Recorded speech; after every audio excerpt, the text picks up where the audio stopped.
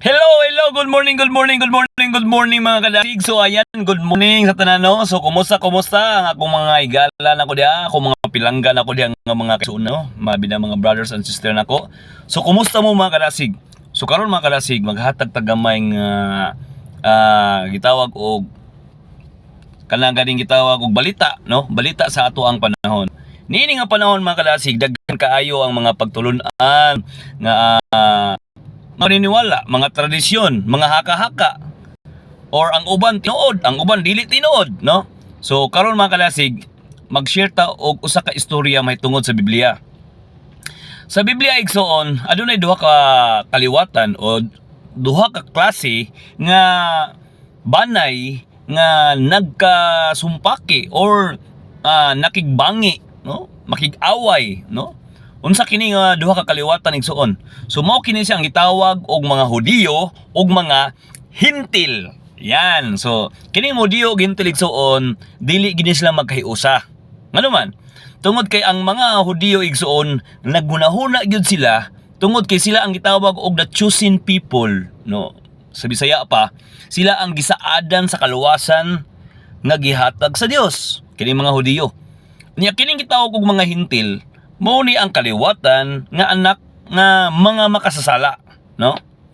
So, dako kay sila og pakigbangi igsoon tungod kay kini sila dili gini pwede makiusa, no?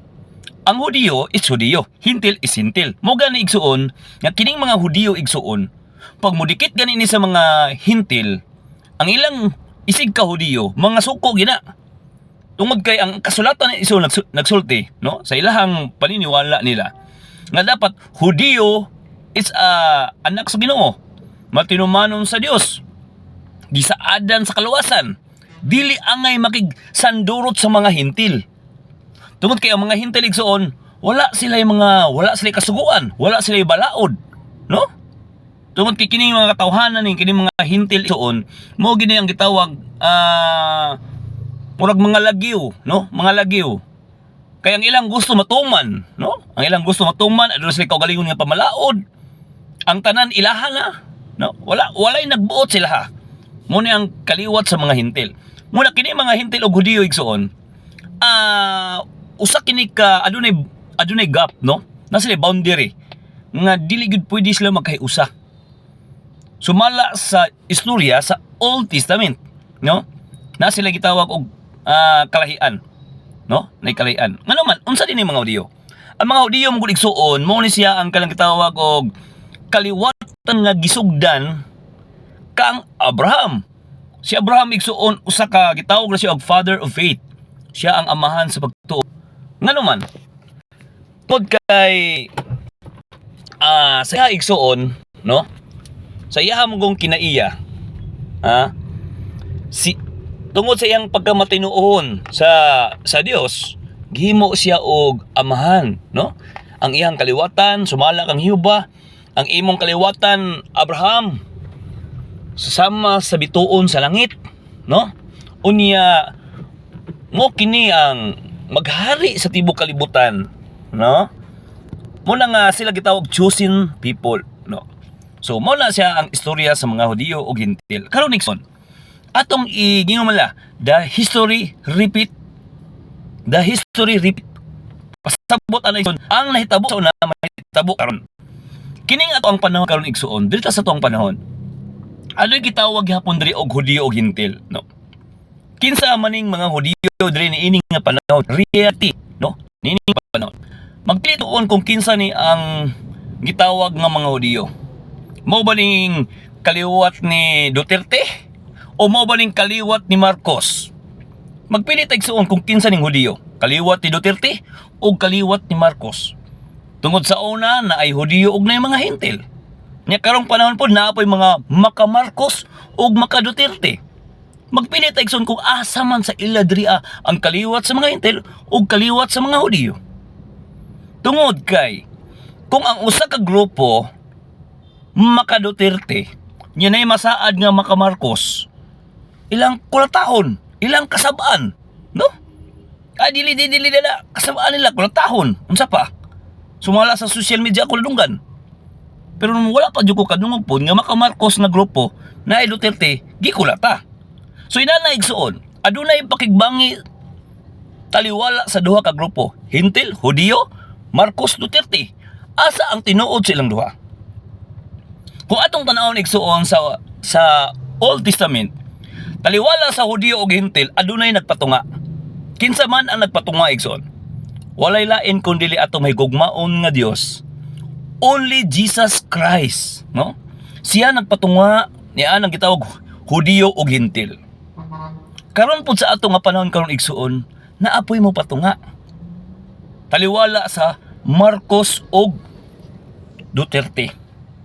Mangutana mo sa ako igsuon, kinsa kanang mupatunga ni ana? No? Tungod away na eh. Away, labanan ng mga politics. Duterte ug Marcos. Kinsa man ang mupatunga sila igsoon. Mind nyo, according to the Bible, ang anak sa Ginoo, siya ang mupatunga ni ini. Ibig sabihin, ang mga anak ni sa Ginoo, never jud ka magtawag og usa ka tawo. Maka Marcos man ka, maka Duterte man ka. Tungod kay kini bangi na eh. Resulta sa politika. So dapat ligsuon na ay mo patunga. No? Kung sa unang panahon si Jesus Christ nagpatunga, karon nga panahon igsuon, kita ang mo patunga. Nakuha ba niyo igsuon? Because iring nagakos. Bitaw igsuon no. May tungod ani igsuon sa kaguot sa atong politika. Dili magkahiusa. Dapat naay mo patunga.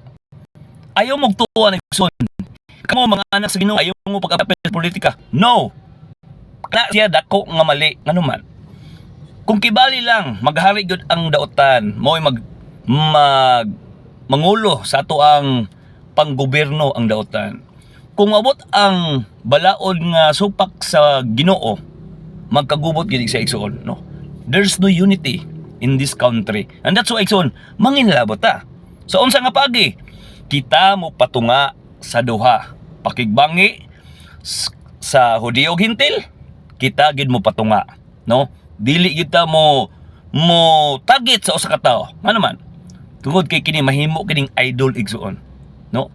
Taliwala sa Duterte, taliwala sa Marcos. Kung magpili kita silang duha igsoon, dili ta magpatunga. Posible gyud mahimo gini nato nga idol. Why? Because Jesus, He center, naasa sa tunga. Siya ang balaod. Siya ang mo saysay kung kinsa gid ang sakto sa duha. So dapat kita, yes, manginlabot ta. O kita dapat magpatunga.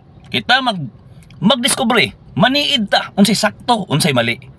Ug atong may bawaan sa katapusan, ang Ginoo magpadayag sa atong tanan, no? God bless sa tanan. Nang hinaot ko, ang gugma, kalinaw, pagkahiusa, madagaya, moturok, motubo sa atong tagsa-tagsang kinabuhi. God bless mga kalasig. Bye-bye!